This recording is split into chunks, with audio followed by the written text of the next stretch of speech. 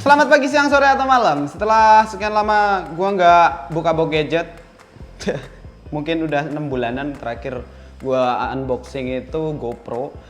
Sekarang gua balik lagi dan gua mau unboxing mainan baru. Ini baru banget rilis tanggal 20 September 2019, yaitu Nintendo Switch Lite.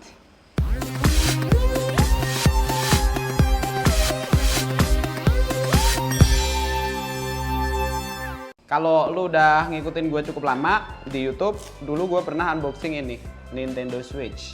Konsol yang bisa kita pakai di luar atau outdoor. Terus kalau di rumah tancapin dock, dia akan nongol di TV.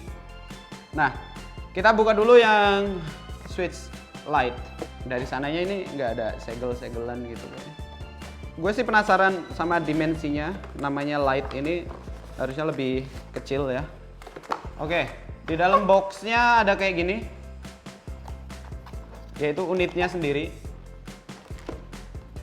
Lalu kalau dibuka lagi, ada buku manual, bukan buku ya, kertas manual lah. Charger, AC charger. Dilihat dari ukurannya kayak ukuran chargernya Switch normal yang gede ini. Kabelnya USB-C juga. Jadi ini kayaknya bisa nyolok sini juga, tuh bisa. Cuman ya udah, isinya sesimpel itu, cuman dua hal ini doang. Oke, kalau ngomongin dimensi, ukurannya cukup berbeda ya. Ini gedean, bobotnya beda pastinya, cuman nggak begitu signifikan kali ya. Terus resolusinya sama, 720, tapi layarnya lebih kecil, jadi bisa dibilang ini nanti gambarnya lebih jernih atau lebih padat. Pixel per inch-nya juga lebih padat karena resolusi sama tapi layarnya lebih kecil, hampir 1 inch. Bahkan layarnya Switch dibandingkan iPhone XS Max itu gedean iPhone. Jadi waktu dipegang miring ya nggak beda jauh dari iPhone. Kita sekarang ngomongin tentang tombol-tombol. Bedanya sama yang lama sama yang baru. Yang lama itu di sini ada IR sensor atau infrared, sedangkan Switch Lite nggak ada. Terus yang mengartikan ada beberapa game yang nggak bisa dimainin langsung pakai Switch. Contohnya adalah Nintendo Labo, terus One to Switch nggak bisa karena ini Joy-Con-nya nggak bisa dilepas. Sedangkan kalau kita tetap mau mainin itu artinya kita harus beli Joy-Con, bisa kok di-connect ke Switch Lite.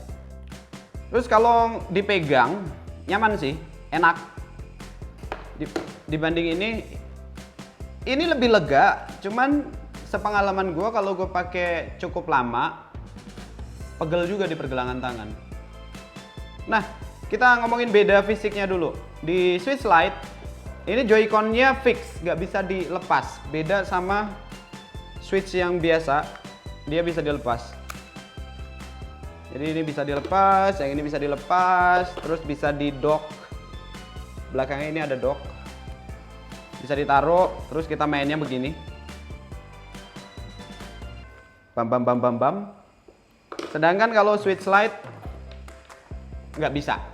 Dia nggak ada switch untuk docksnya di belakang, jadi nggak bisa berdiri. Tapi dia ada slot memori micro SD juga di sini. Oke, ini baru pertama kali gue nyalain. Kita pilih bahasa dulu, English.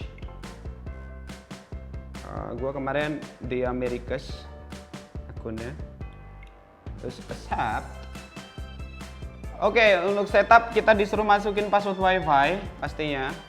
Nah, ini kita bisa import data dari konsol lain, dari konsol yang lama. Kalau lu belum punya konsol yang lama atau belum pernah main Nintendo ya daftar Nintendo ID. Cuman kalau udah punya konsol yang lama, tinggal masuk ke setting, data management, transfer your save data. Jadi nanti kalau lu main ke Nintendo Switch yang Lite, data-data dari game sebelumnya bisa kepindah di sini, lu nggak perlu ngulang dari awal. Nintendo Switch itu beda dengan konsol-konsol Nintendo lain, dia udah nggak ada regional lock, jadi misal ini device-nya regional Amrik, sedangkan ini Jepang atau Asia.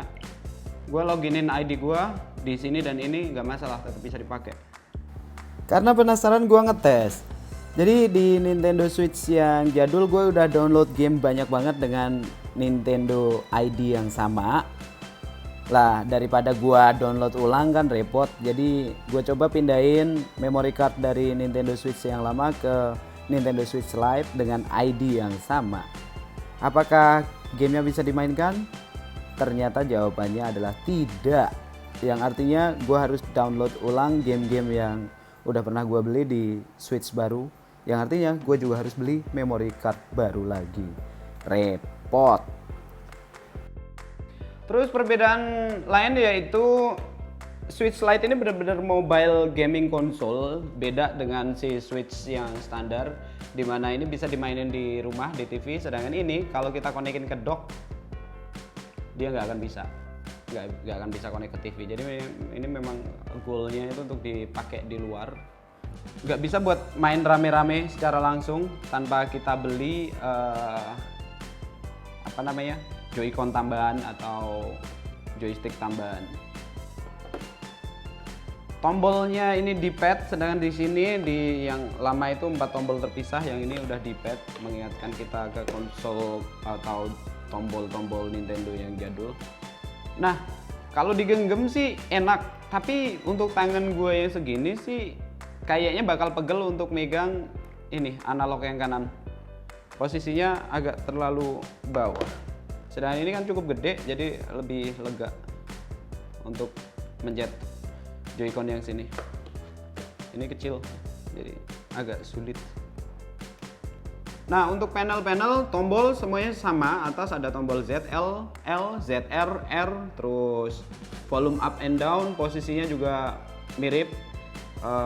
Terus tombol power juga sama posisinya di situ. Atas ada tempat untuk fan, belakang speaker 2 sama. Lalu ada colokan jack 2,5 mili, slot untuk game card atau cartridge, USB-C ada di bawah sama. Terus yang membedakan adalah dia nggak ada sensor cahaya di bagian depan layar, jadi untuk Switch Lite ini nggak bisa kita bikin settingannya auto backlit-nya ngikutin cahaya sekitar gitu, nggak bisa. Jadi benar-benar manual, kita harus setting dari sini mau seberapa brightness-nya. Nah, ini nggak bisa auto brightness karena nggak ada sensor cahaya di bagian depan. Build quality sih gua anggap mirip ya, hampir sama. Plastik juga, cuman ini lebih enteng. Soal performa, menurut gua Nintendo Switch Lite dan Nintendo Switch reguler itu mirip-mirip aja. Booting time-nya hampir barengan, walaupun lebih dulu Nintendo Switch Lite sepersekian detik, nggak gitu ngaruh. Terus untuk performa gaming, waktu gua mainin game HD seperti contohnya Breath of the Wild ini, ternyata juga nggak beda-beda jauh dari Nintendo Switch reguler, dimana kadang masih ada drop FPS. Terus soal baterai juga ketahanannya ternyata habis gue cobain ngegame yang HD cuman bertahan kurang lebih 3 jam, dimana itu menurut gue kurang untuk konsol portable. Improvement dikit gue rasain di jaringan wifi, dimana ini lebih kuat dibandingkan Switch reguler. Nah, soal portabilitas, ini Switch coba gue kantongin pakai celana bahan sih masih nongol, jadi nggak mungkin gue kantongin pakai celana jeans.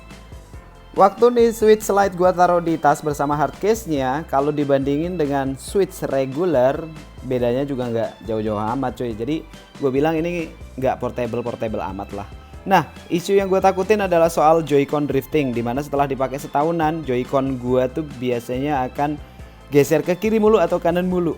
Nah, kalau yang di Switch yang jadul tinggal ganti aja Joy-Con-nya, tapi untuk Switch yang baru pasti harus dibedah.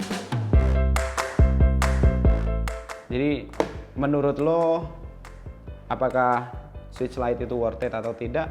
Buat gua kalau lo udah punya Switch yang reguler, lo nggak perlu beli Switch Lite. Kecuali lo memang pas punya Switch reguler ini lebih banyak main secara handheld ya. Lo butuh ini biar tangan lo nggak siksa. Tapi kalau lu belum punya switch yang reguler dan lu mobile, ya intinya kembali lagi ke kebutuhan lo orangnya mobile atau enggak, sering keluar rumah atau enggak. Kalau lu memang beneran mobile, memang ini pilihan yang tepat. Cuman kalau lu sering main di rumah, reguler yang tepat. Oke, itu aja ya unboxing Switch Lite dari gua. So thanks for watching this episode. Sampai jumpa di episode berikutnya dengan buka-buka gadget yang lebih keren lagi. Dadah.